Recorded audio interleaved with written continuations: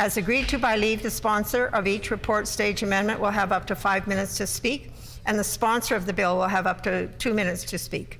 Then the question will be put on the report stage amendment without further debate or amendment. I will now call the report stage amendment of clause 2(a).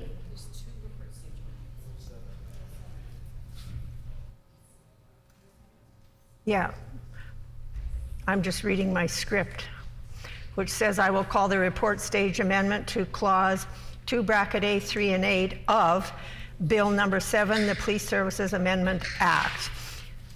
The Honourable Member for River Heights.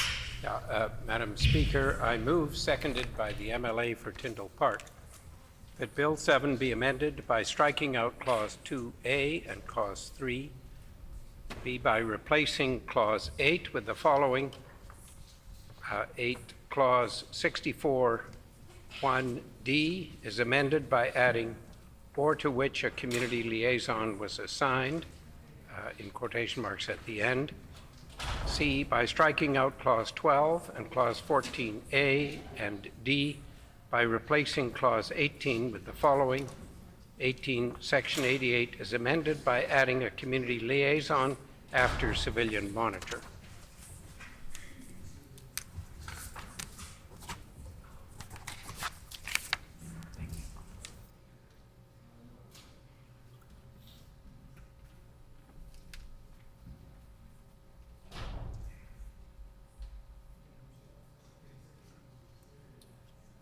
It has been moved by the Honourable Member for River Heights, seconded by the Honourable Member for Tyndall Park, that Bill 7 be amended A by striking out Clause 2 dispense.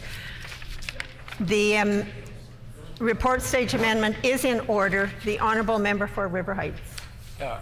Madam Speaker, in the bill itself, the bill seeks to replace the civilian monitor with a community liaison person. And it is our view that the civilian monitor Order, community please. Liaison person are actually performing two very distinct and separate functions.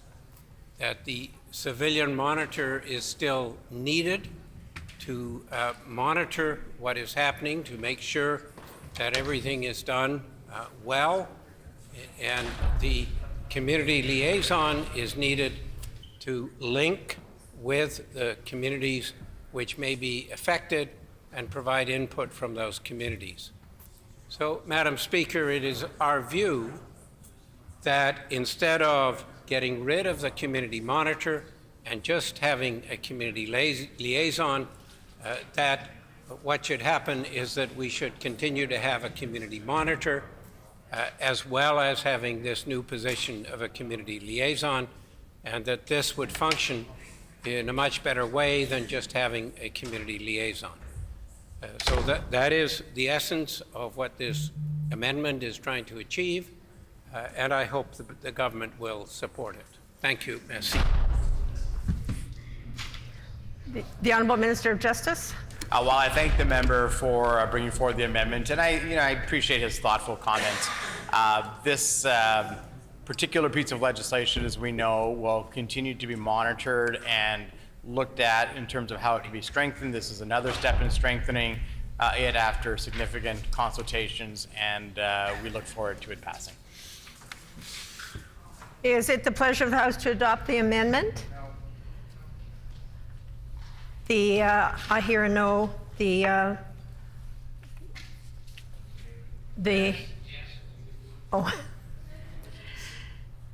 All those in favor of the motion, please say yay. Yay. All those opposed, please say nay. Nay. In my opinion, the nays have it. I declare the motion lost. On division. The motion has been lost on division. We will now move to the second report stage amendment, Clause 6 of Bill 7, the Police Services Amendment Act. The Honourable Member for River Heights. Madam Speaker, I move, seconded by the MLA for Tyndall Park, that Bill 7 be amended by replacing Clause 6 with the following. Section 60 is replaced with the following. Investigators. 60, the civilian director may select a person to serve as an investigator with the independent investigation unit only if, A, in the opinion of the civilian director, the person understands the impact of cultural diversity in communities on the experience of members of those communities in interacting with law enforcement, and B, the person is not a current or former member of the Royal Canadian Mounted Police or any other police service in Manitoba or another Canadian province, and 2, has the prescribed qualifications and experience, including investigative experience.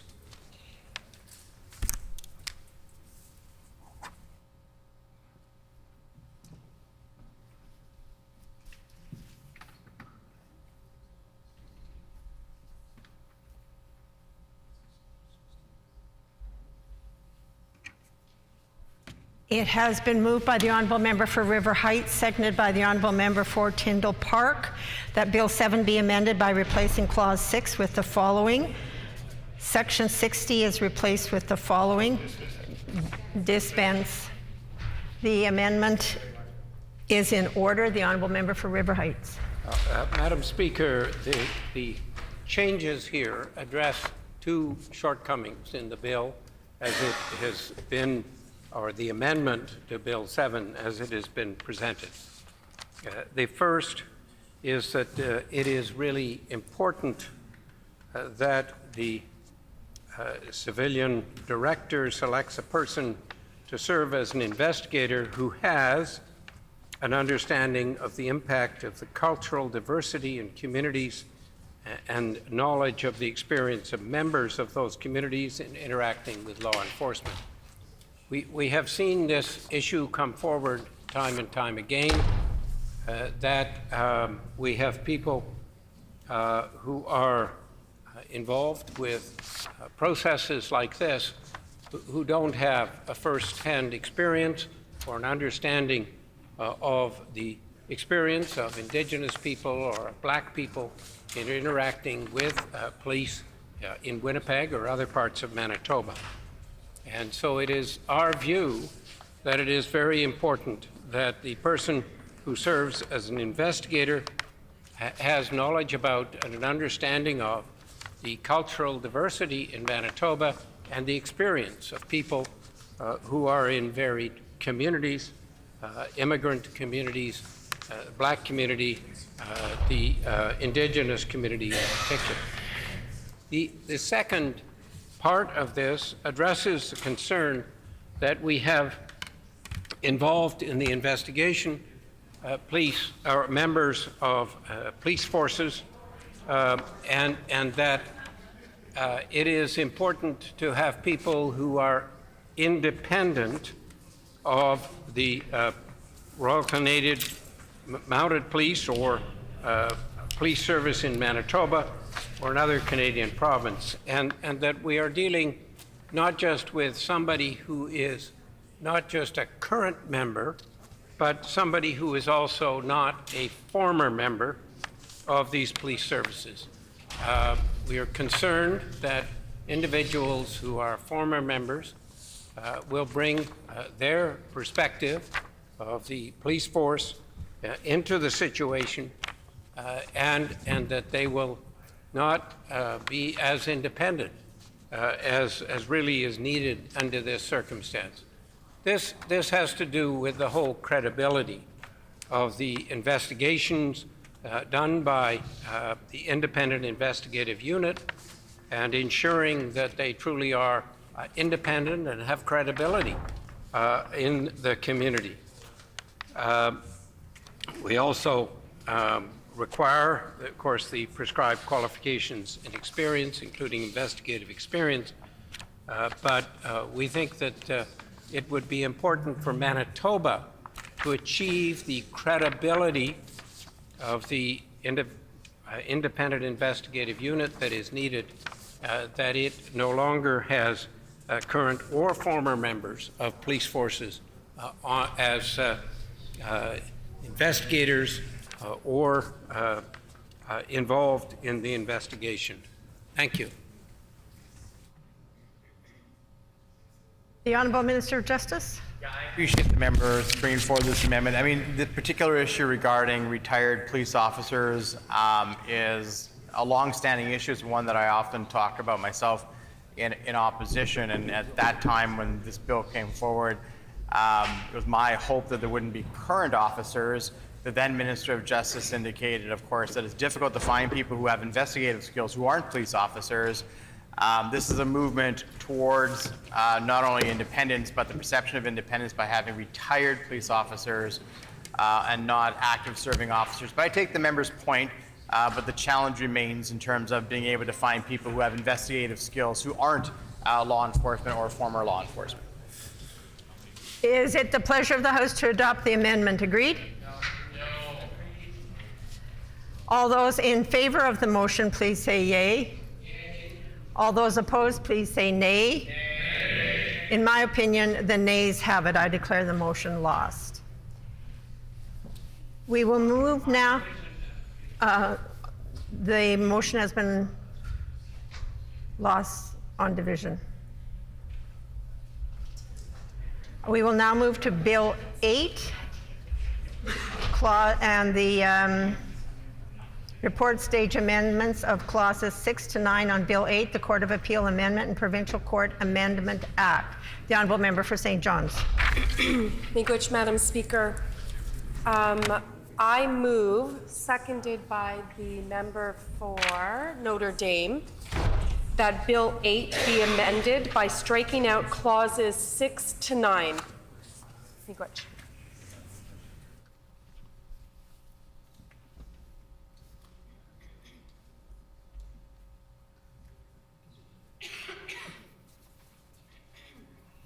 It has been moved by the Honourable Member for St. John, seconded by the Honourable Member for Notre Dame, that Bill number 8 be amended by striking out clauses 6 to 9. The Honourable Member for St. John's.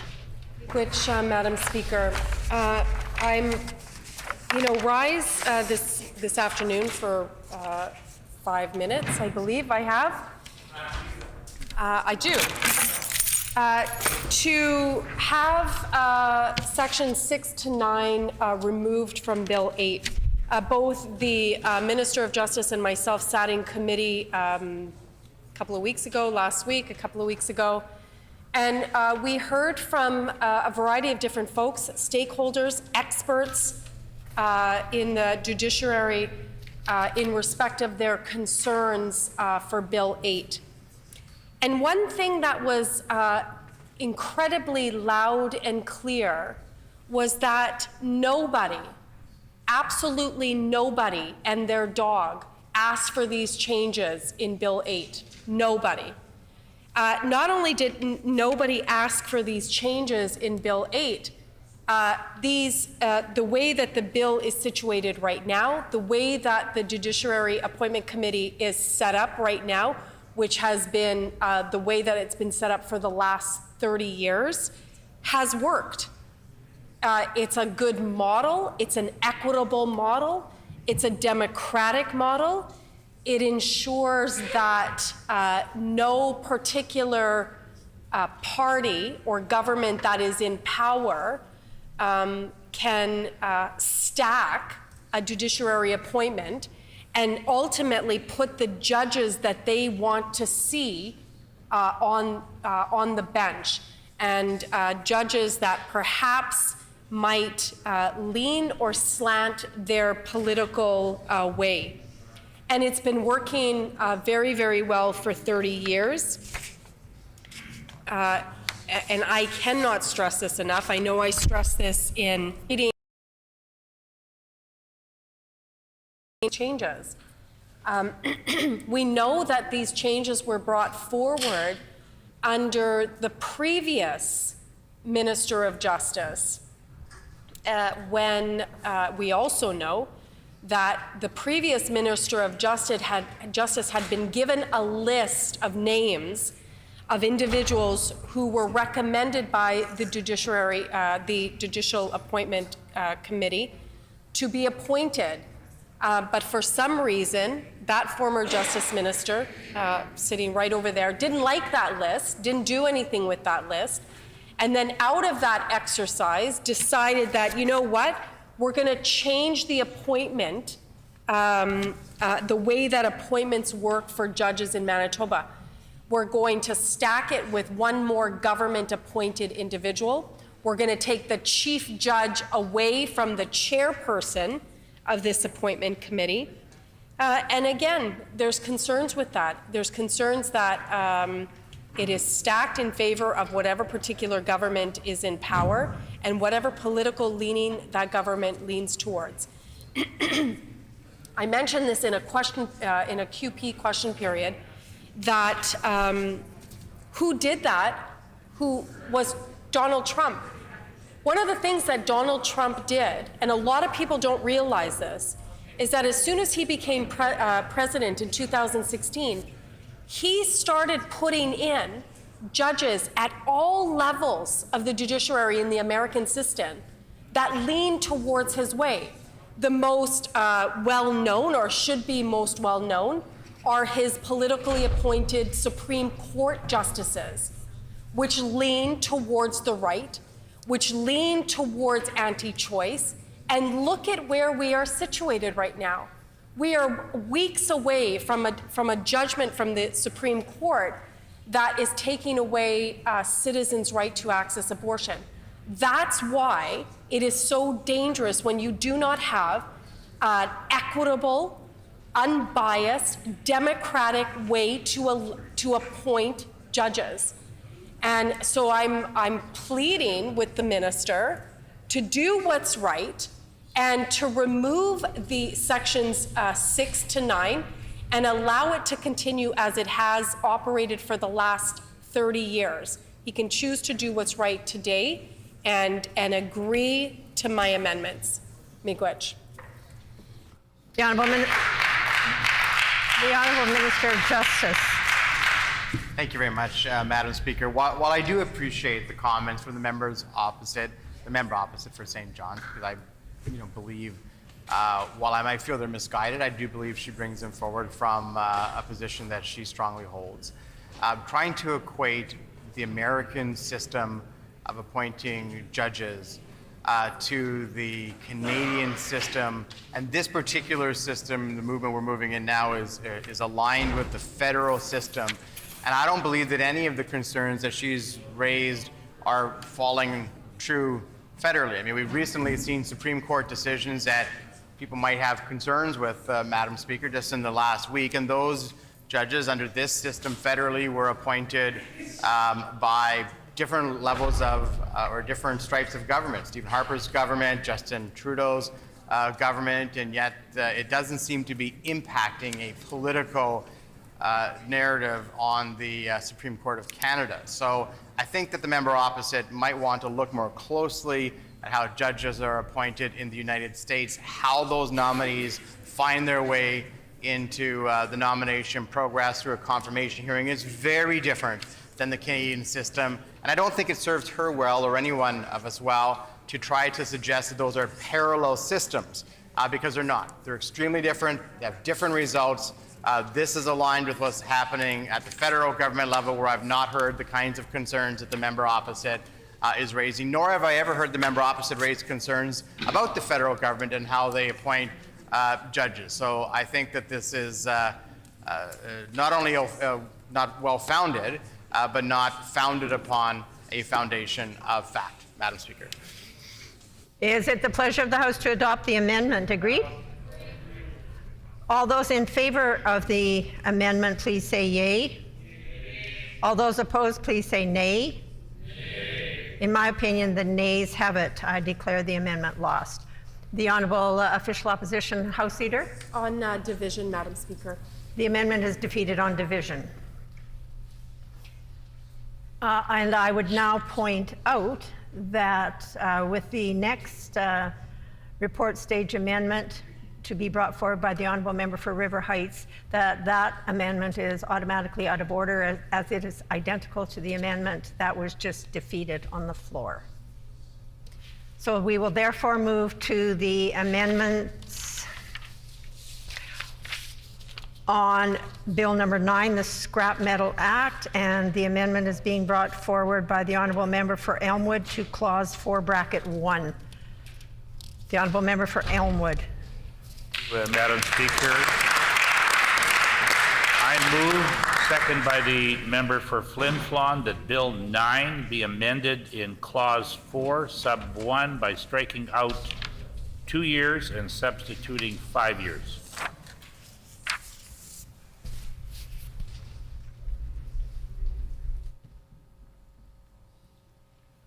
It has been moved by the Honourable Member for Elmwood, seconded by the Honourable Member for Flin Flon, that Bill number 9 be amended in Clause 4, Bracket 1 by striking out 2 years and substituting 5 years. The Honourable Member for Elmwood.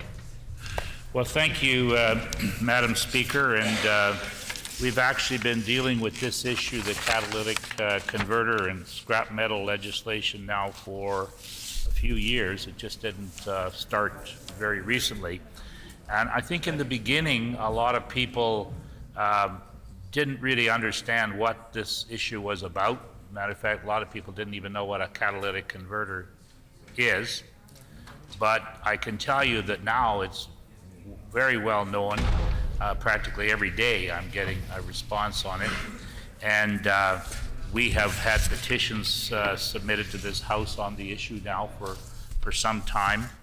And I can tell you that the bill itself, while it's a good one, it's essentially a copy of the Alberta legislation. And we just know that now, after 3 years past the Alberta passing their legislation, that the number of catalytic converters now stolen in Alberta, I think, are like $4 million worth a year, and in BC it's similar.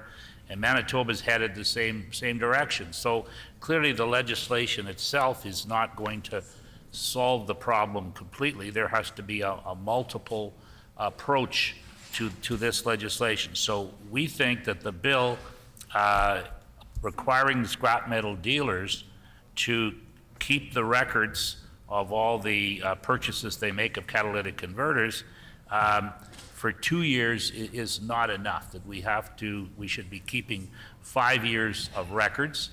And if we assume that criminals are the people that are stealing these catalytic converters, and we know this because there's rings of them and they're coming in with truckloads of these things, that it's going to take law enforcement a number of years to make a case. And I think if you've got scrap metal dealers keeping records for 5 years, you've got a better chance of catching the perpetrators of these crimes than if you only have 2 years of records. I don't think 2 years of records. It'll take a couple years to get started keeping the records and people keeping track of who's bringing in these catalytic converters are not going to give you a clear enough picture. I think you're going to need 5 years. I know I've spoken to the minister about this, and he had at least previously indicated that he might look at a split on the number, not necessarily go 5 years, but do it at 3. We'll see whether that in fact happens. But there's more things that have to be done. We have to have more approaches to this problem. It's not just Bill 9, but there's also a bill before the legislature that I have to require car dealers to put the VIN number, the vehicle identification number, on the catalytic converters for every car that they sell, new and used. Also, we think that MPIC should be giving a discount for people that get their VIN numbers engraved on their catalytic converters, very similar to what Gary Dewar did back 10, 15 years ago when it came to auto theft. We cut auto theft down to practically nothing, but it didn't happen overnight. It took 2 or 3 years, and it took the first year they offered a little bit of a discount. Public never paid attention to it. But once the discounts become substantial, the public did started paying attention, and there was requirements put in that people took it seriously.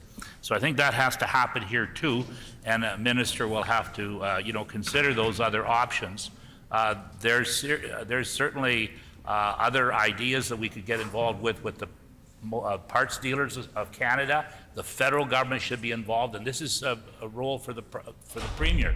Premier should be taking this up with the Prime Minister when she's discussing matters with him at her, weekly or monthly or whatever meetings that they have, to try to get a kind of a national strategy here, right? But we've got to move on this immediately. I think the minister's on the right track, and we should try to get this passed as quick as possible and enforced. Thank you very much. The Honourable Minister of Justice. So I just want to say that I do appreciate the members' passion about this issue, because it is a very serious issue, not one that's easily solved. I know it's a problem across North America. Madam Speaker, I've been reading reports recently in every jurisdiction in North America where this is a struggle. I know that there's, I believe it's a member of the U.S. Congress, maybe the Senate, bringing forward legislation to try to have the auto manufacturers have the VIN numbers on this particular part. That seems to make some sense, to have it done at the manufacturing level than to have it post-manufacturing, Madam Speaker. But I want to say to the member, well, I don't know that this particular issue would have much of an effect, and certainly not much of an effect for a couple of years, and I don't know that people are prepared to wait for a couple of years for some sort of a resolution. I do have consistent contact with MPI, and have, again, most recently about additional things they may be able to suggest to try to curb it here in Manitoba, recognizing that every jurisdiction in North America is dealing with this because of the high cost of precious metals. Is it the pleasure of the House to adopt the amendment? Agreed? All those in favor of the amendment, please say yea. All those opposed, please say nay. In my opinion, the nays have it. I declare the motion lost. The Honourable Official Opposition House Leader. Madam Speaker, on division, please. The amendment is defeated on division. We will now move to Bill 17, the Family Law Act, the Family Support of Enforcement Act, and the Interjurisdictional Support Orders Amendment Act. And we will address the report stage amendment number 1 to clause 1, Schedule A. The Honourable Member for River Heights. Madam Speaker, I move, seconded by the MLA for Tyndall Park, that Bill 17 be amended in clause 1 of Schedule A, the Family Law Act, by replacing the definition family member with the following. Family member, except in section 40, includes a member of the household of a child, B, a parent of the child, C, a spouse or former spouse, D, a person in or formerly in a marriage-like relationship, and E, a grandparent of the child, as well as a dating partner of a person listed in clauses B, C, D, and E, who participates in the activities of the household, membre de la famille.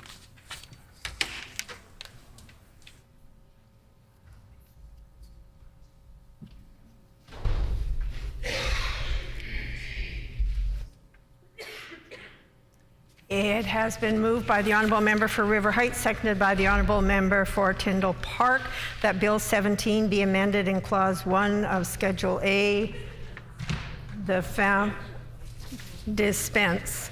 The amendment is in order. The Honourable Member for River Heights. Yeah, Madam Speaker, this addition recognizes that grandparents can play an extraordinarily important role in the lives of children, and that particularly in some cultures, the grandparents become the acting parents or spend as much time with the children as the parents do, and that it is important to recognize this critical role of grandparents. Now, we're talking about household. In some instances, you may have grandparents and the parents living next door, grandparents playing a vital and critical role in the raising of the child. In some cultures in particular, but it's not specific necessarily to a culture.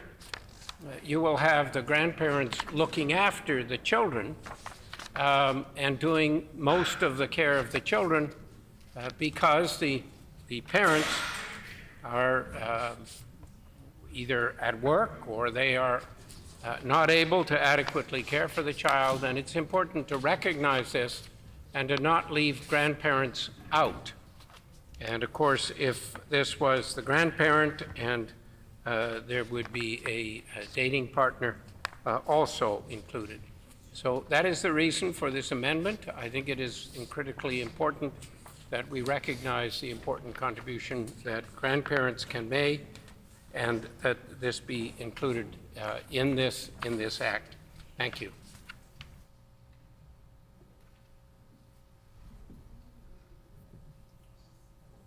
Is it the pleasure of the House? Is it the pleasure of the House to adopt the amendment? Yes. All those in favor of the amendment, please say yea.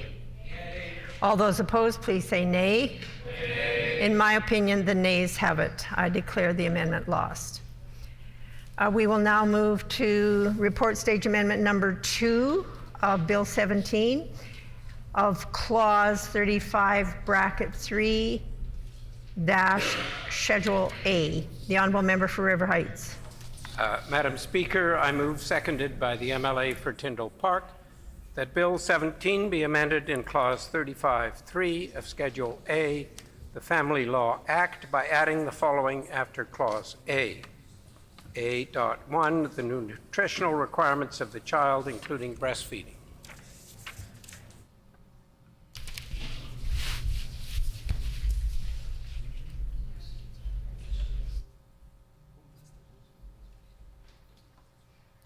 It has been moved by the honourable member for River Heights, seconded by the honourable member for Tyndall Park, that Bill 17 be amended in clause 35 bracket 3 of Schedule A, the Family Law Act, dispense.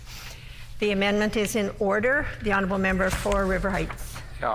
Madam Speaker, this amendment recognizes something which is particularly important in the early life of a child, and that is breastfeeding. And I bring it forward after having had experience in a number of instances where children have been taken away from breastfeeding mothers. And they have been taken away without giving the mother, a child, an opportunity to continue breastfeeding. And we know from many, many studies over many years that breastfeeding, the nutrition in breastfeeding, and indeed the attachment to the mother in breastfeeding are extraordinarily important in the early life of a child. And it is because that in the current law, which this one has been changed, but many aspects have continued, it has not been adequately recognized time and time again, in my experience, the importance of breastfeeding. And therefore, it is really, really important that we add this clause to recognize how the contribution of breastfeeding and how important it is and what a role it can play. Now, we've been dealing with COVID, and as an example, the breast milk may transfer antibodies to the COVID virus and be protective of the infant early on. And that can be critically important, particularly if an infant has got other difficulties or disabilities, but it would be important for every child. And it's been quite clear over many years that breastfeeding will decrease the likelihood of problems with diarrhea, of infections, and these antibodies related to COVID are not something that would be found in a bottle. We know from what's happening in the United States right now that there is a shortage of formula. And this, in emphasizing breastfeeding, that this would provide protection should there be in Canada the same shortage of formula that is now being experienced in the United States.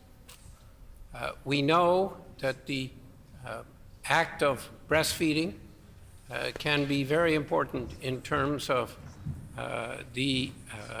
not only the nurture but also the attachment. I will give a specific example of a mother whose child was taken away from her on about day 2 or 3, is my recollection. She had started in hospital in Brandon breastfeeding. She had been breastfeeding. There was an attachment developed, and the child was getting the nurture from the breastfeeding. But the agency involved decided that the mother was a risk, and they apprehended the child, and they curtailed the breastfeeding. There was no way that she could continue breastfeeding.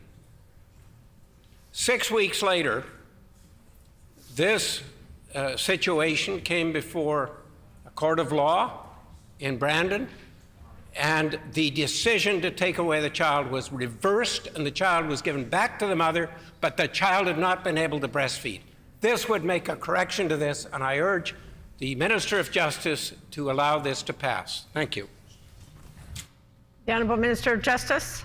Thank you very much. I do appreciate the member bringing forward this and the previous amendment. This particular bill has undergone significant consultation with those practitioners in the field and with others, but I will take back his suggestions as potential fodder for future amendments. Is it the pleasure of the House to adopt the amendment? No. All those in favor of the amendment, please say yea. Yay. All those opposed, please say nay. Nay. In my opinion, the nays have it. I declare the motion lost. The Honourable Member for River Heights. On division, Madam Speaker. The amendment is defeated on division. Let it be known that the PCs. We will now move to report stage amendments of Bill 27, the Highway Traffic Amendment Act, Alternative Measures for Driving Offences. And there will be report stage amendments there will be 1 to clauses 4, 5, and 7. The Honourable Minister of Justice. Thank you, Madam Speaker. I move, seconded by the Minister of Finance, that Bill 27 be amended by striking out clauses 4, 5, and 7.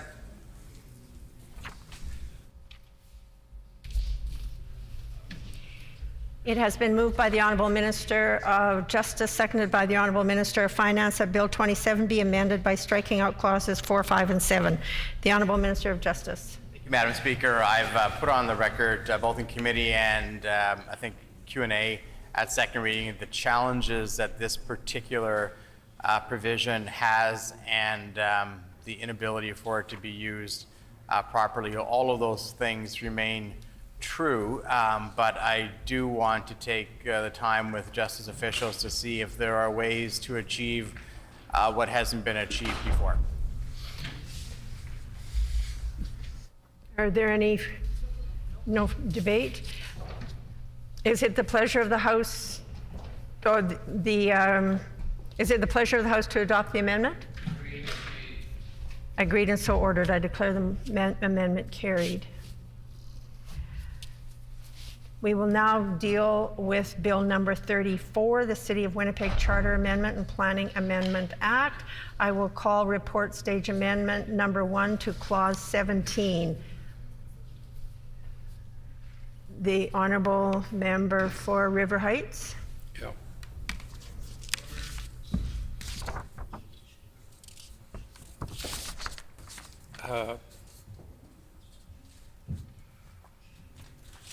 I move, seconded by the MLA for Tyndall Park, that Bill 34 be amended in Clause 17 by striking out 20 days in the following provisions and substituting 45 days. The proposed subsection 234.3.1 in the part before Clause A, B, the proposed Clause 234.4.1b in the part before subclause I.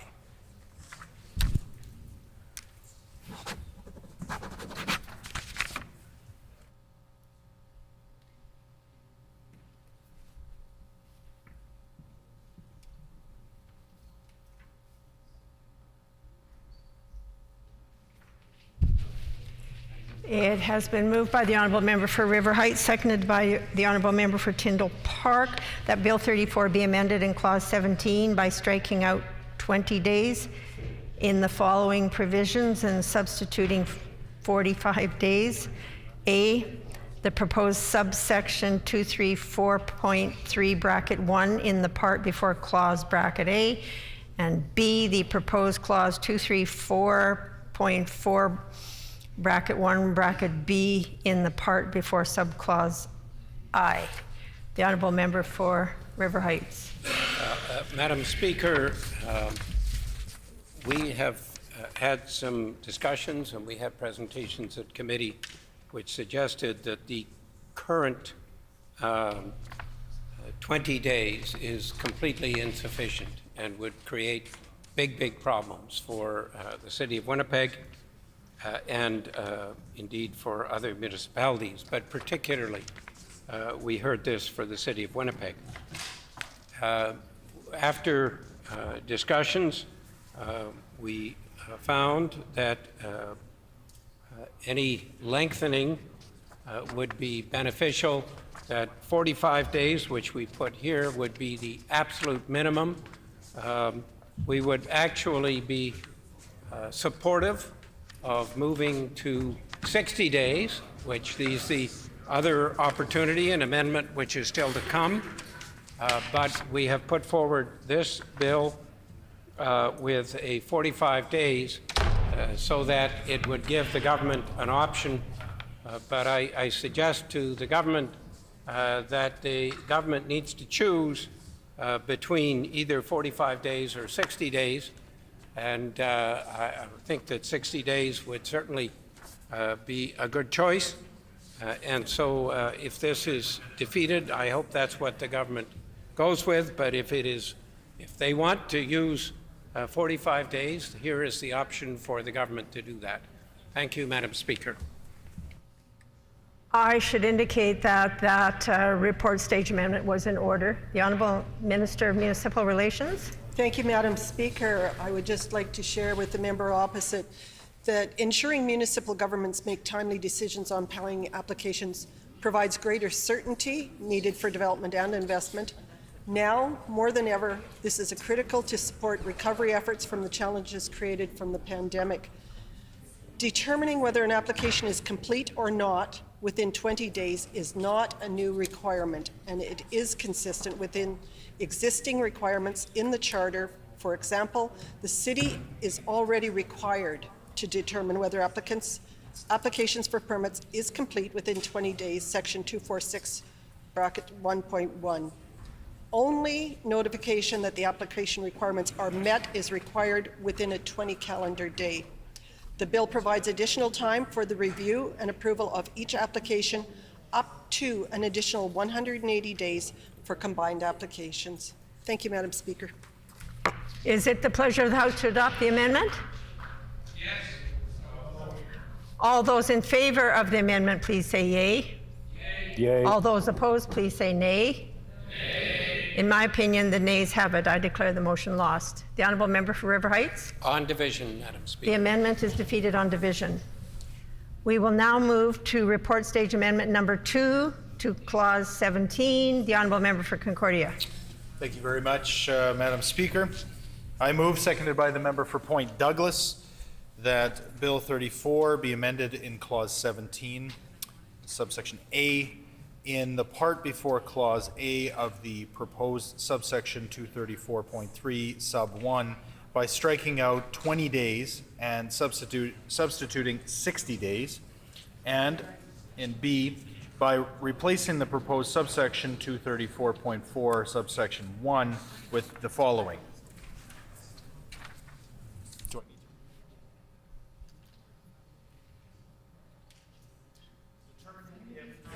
Oh, the honourable member for Concordia. My apologies, Madam Speaker, to continue. Well, maybe I'll just repeat B to be clear. By replacing the proposed subsection 234.4 sub 1 with the following. Determining if plan is sufficient. 234.4 subsection 1. A designated employee must A. Give the owner of real property notice of the date that the city received the proposed secondary plan submitted by the owner of real property in respect of a designated application, and B. Within 60 days after the plan is received by the city, I. Determine that the plan meets the requirements set out by the bylaw for submission of the secondary plans, and 2. To give notice of the determination of the owner of real property by ordinary mail.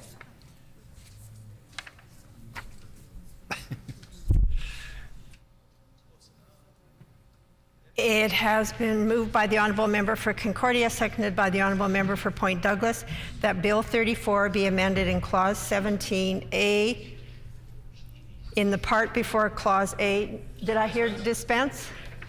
The report stage amendment is in order. The honourable member for Concordia.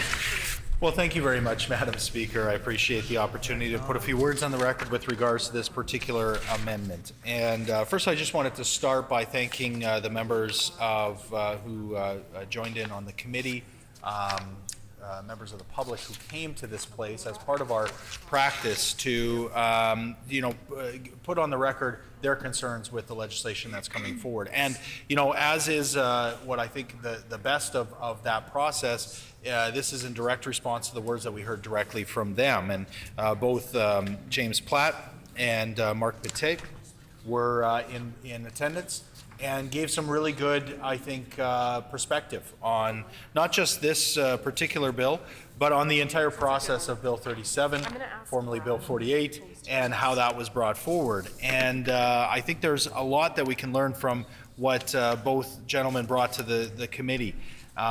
Both of them, work directly with the government on shaping this kind of legislation and ensuring that there is, that this is responsive to what's being brought forward or being asked for out by both the city planners and planners throughout the province and with developers. And so it was quite concerning to hear from both of them that they had major concerns with how this, not only how this bill was was rolled out and the consultation that was done, but with regards to the specifics that were brought forward. So this amendment changes the requirement for City of Winnipeg employees to have sent out by ordinary mail a confirmation letter to property owners that have submitted a proposed secondary plan. Again, this is a wasteful requirement and would cost the city significant amounts of money, which they would then have to find through raising taxes on their ratepayers or cutting services. This amendment would allow for the confirmation letter to be sent virtually instead. This really does come down to the fact that, as the member for River Heights pointed out, 20 days is simply not enough. The minister at committee said she was listening to the presenters and would study this carefully. I think it was quite clear they were asking for 60 days just because it is much too short, considering that secondary plans are complex documents that can often be hundreds of pages long. The 20-day deadline would cause undue stress for city employees. We believe that this is a reasonable amendment. The member just brought forward a 45-day amendment, which was categorically shut down by the minister, which I find very frustrating. But maybe it's because she was holding off for the better amendment, which we have in front of us here, asking for 60 days, as was asked for by, as I said, two very, very knowledgeable and competent planners who are bringing forward very specific concerns that could be addressed here today with this particular amendment. So I ask the minister to support this, and let's make the legislation better for not just the city planners, but for developers and for everybody who interacts with this process. Thank you, Madam Speaker. The Honourable Minister of Municipal Relations. Thank you, Madam Speaker. And this amendment is very similar to the previous one brought out from the previous colleague. And I just want to say, extending it, we have indicated why 20 days is going to remain as it is, because this is not a new requirement. This is within, the city is already doing this to have it complete, and that also that the bill provides an additional time for the review and approval of each application up to 180 days. Thank you, Madam Speaker. Is it the pleasure of the House to adopt the amendment? All those in favor of the motion, please say yea. Yay. All those opposed, please say nay. Nay. In my opinion, the nays have it. I declare the motion lost. The Honourable Member for Concordia. On division, Madam Speaker. The amendment is defeated on division. Moving now to report stage amendment number 3 to Bill 34 to clause 22 bracket 3. The Honourable Member for Concordia. Thank you very much. Thank you very much, Madam Speaker. I move, seconded by the member for Flin Flon, that Bill 34 be amended in clause 23 sub 3 by striking out by ordinary mail in the proposed clause 246 1.1a.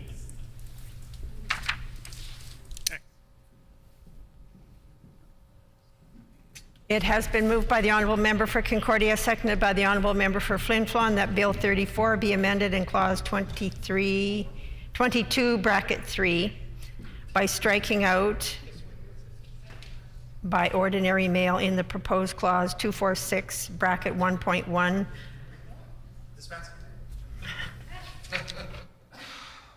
The Honourable Member for Concordia. Well, thank you very much, Madam Speaker. I appreciate the opportunity to once again rise on a bill that I would, or amendment I would imagine the former Minister of Municipal Affairs would be quite interested in, and he would, I'm sure, be very supportive of. I hear him continuing to heckle, so maybe not, but I'll give him the benefit of the doubt until we hear from the current minister, who I do believe maybe has a better relationship with municipalities, and so maybe she will actually want to listen to those concerns that are being brought forward. Once again, this is brought forward by 2 City of Winnipeg employees who took time out of their day to come to committee to educate members of the legislature. And it was Mark Pité, who was a manager of real estate and land development for the City of Winnipeg, who was speaking on behalf of the City of Winnipeg's property planning department, and was essentially telling us, quite surprisingly, that although he sits at a table where he interacts with provincial employees who are drafting this legislation and creating it, he claimed that, he wasn't consulted in the way that he thought would be, appropriate. He was completely blindsided by this legislation.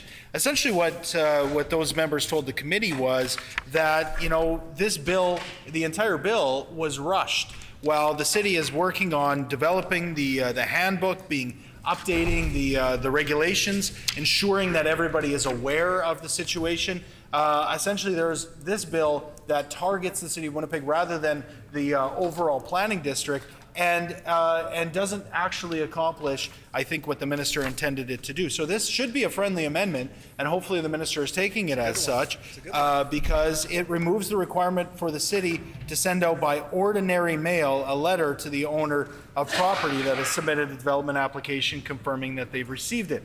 City officials were concerned over the amount of additional time and resources, once again, that this requirement would take.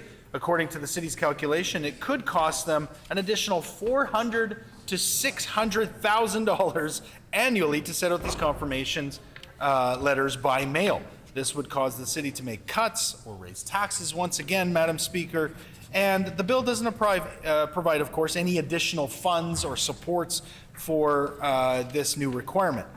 Mark, of course, also spoke about how having to mail these letters out goes against their efforts to reduce the paper footprint and ultimately takes them out of alignment with planning departments across the province. So it really goes against what I think the minister has been talking about, making things more efficient and more applicable across the province. We agree that with these presenters that having to send out confirmation by ordinary mail is an unnecessary provision in the bill. The amendment doesn't remove the requirement that the city notify property owners that they've received their development applications. It just changes so that they don't have to be done by ordinary mail, which is wasteful and expensive. Again, I believe that this is a friendly amendment. I see the minister looks like she's might be on board with this. The former minister wanted to heckle, but maybe the new minister is setting that new tone she keeps talking about. Hopefully we can see it in action. Thank you, Speaker.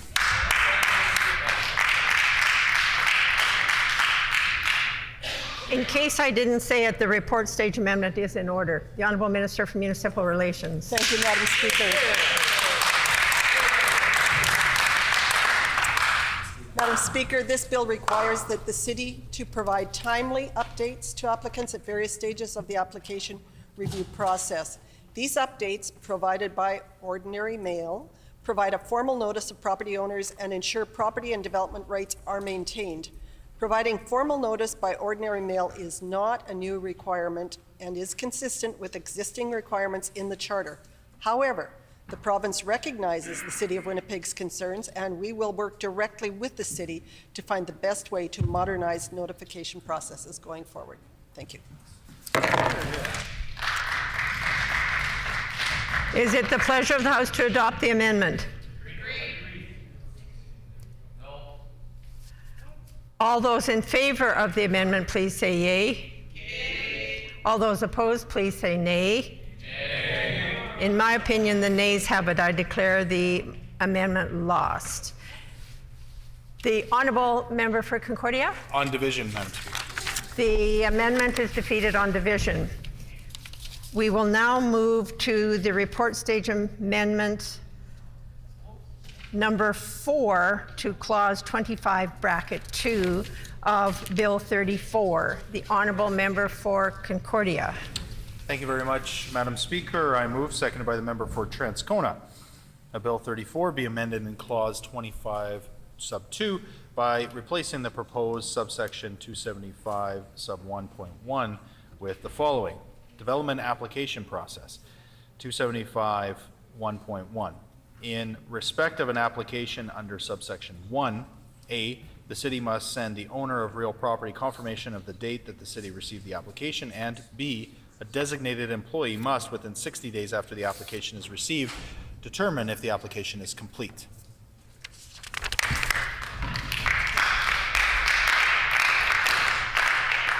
It has been moved by the Honourable Member for Concordia, seconded by the Honourable Member for Transcona, that Bill 34 dispense. The report stage amendment is in order.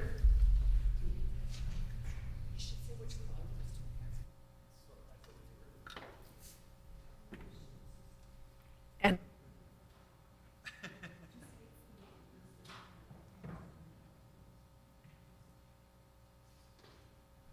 it is a report stage amendment to clause 25.2, which is in order.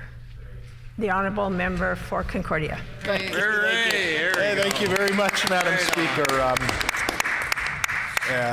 This is another important amendment that's being brought forward, again, due to the concerns of those who are working with the City of Winnipeg who are administering these changes on a day-to-day basis.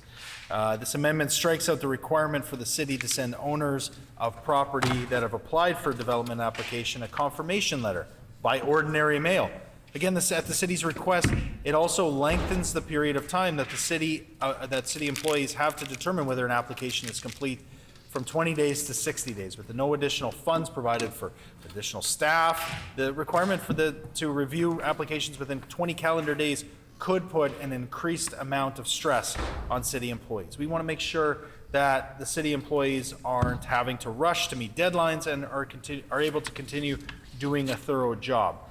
Once again, the city was not consulted on this provision, so we hope the government will listen to their feedback now and support this amendment. I will say, Madam Speaker, that I'm quite surprised that, it sounded like the minister was in support of my last amendment that was brought forward. She recognizes there's problems with the bill. There are issues with the bill. Now, if bringing bills to public committee to hear from the public, and especially hear from experts in the field who are identifying issues that could be changed through amendments that are brought through this legislature, if that's not the point of the process, I don't know what's happening here. I mean, the minister has the opportunity to, take ideas. Sure, they may be coming forward as opposition amendments, but really they're just reflective of what the public has told us and what members who are dealing with this on the front lines are telling us. So I don't understand why she wouldn't be, more receptive to these ideas. And at the end of the day, if she wants to copy these and wanted to bring them forward as her own amendments, we just heard the Minister of Justice bring forward an amendment to his own bill that we all passed in this legislature. So, I mean, it can be done that way, too. I'd be happy to run these over to her, give her leave. She can reintroduce them as hers, and we would support them, Madam Speaker. It is simply listening to the public. And, ultimately, at the end of the day, the member talks about doing things differently. And again, I know she has a good working relationship with municipalities throughout this province. What I'm not so sure about is that she's listening to folks at the City of Winnipeg, folks in other municipalities who are asking her to do things differently, not just say things differently, but do things differently. And I think there is a way that we could be listening and, hey, reducing red tape. That's a good idea, isn't it, Madam Speaker? I was sure the members opposite. Indeed. I was There's a expecting whole a cheer section from the of- opposite side, but maybe Exactly. they changed tactics here. We certainly understand when there are regulations that need to be changed or amended and they need to be streamlined. We can do that, and this is exactly what we're asking for here, Madam Speaker. So I guess maybe I'm prejudging the minister and what she's going to say here, but I think if I kind of look at how we introduce these, I think I've already heard or I know what she's going to say. But I do encourage her to put down the notes and to speak directly to those Manitobans who came out, who identified that there's problems with this bill that could be, they could be addressed through the report stage amendments that we're bringing forward here today, and just maybe tell them why she's not making these good changes, why she's not listening to their experience, not listening to what they had to say.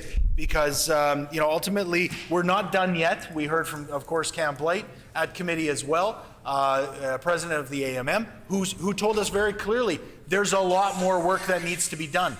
And there's a lot more issues that need to be addressed with the bad legislation that came forward as Bill 37. And again, the minister over there doesn't seem to be paying, the former minister doesn't seem to be paying too much attention, even as he brought forward Bill 37, which was roundly, decried by municipalities across this province. Now it's up to the current minister as he points over and says it's now her job to clean it up. If we can clean it up, let's do it. Let's listen to folks like Cam Blight. Let's listen to the city planners at the City of Winnipeg. Let's listen to municipalities across this province who are giving us good ideas, and let's actually pass some of these amendments and try to repair some of the damage brought forward by this government. Thank you very much, Mr. Speaker. The Honourable Minister of Municipal Relations. Thank you, Madam Speaker, and it's nice to see my critic is enthusiastic about this bill and the amendments to it, and I do appreciate their input.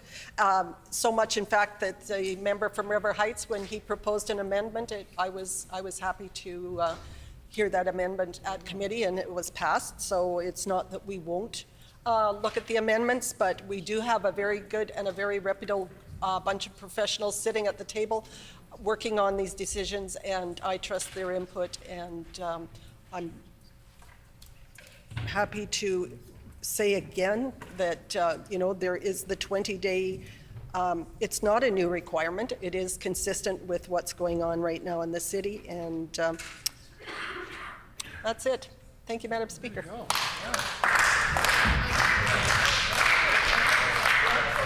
Is it the pleasure of the House to adopt the amendment? Agreed? Agreed. All those in favor of the amendment, please say yea. Yay. All those opposed, please say nay. Nay. In my opinion, the nays have it. The honourable member for Concordia? On division. The amendment is defeated on division.